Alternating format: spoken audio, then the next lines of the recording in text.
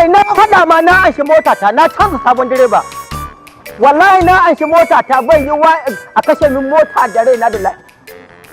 kai zuru ka san zuru akwai mahaukatan direbobi to na aika zuru an kamin mahaukacin direban rushe zan ba mota ta kuma gobe za a lodi ga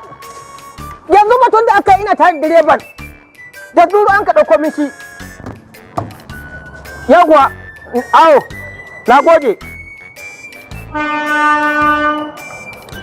ina direba Alhaji na mota ta kai mota alhamdulillahi wagga mota ba abin da ya cancance ta illa a aza ta sama hanya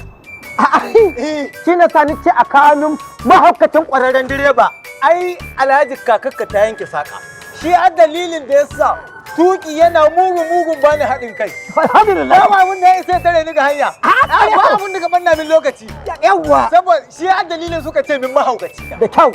shiga mota mu tafi ina makulli makulli na nan ciki to na ga mota Alhaji ai wato shi yasa na ce a bi domin mahaukacin direba alhamdulillah ai Alhaji kaji ta tashi ka ta so ko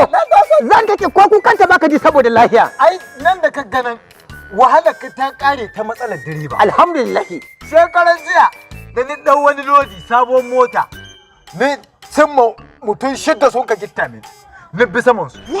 saboda ban san wannan lokaci ne ka bi bisa gare su ka wuce ni dawo nan wurin rawo daga ɗanin mota ni dawo wurin rawo ni cimma gosulo ni mara ta ga rawo nan yau da zan huto ko da ne heto ni ɗauku fasinja mutum 18 muna zuwa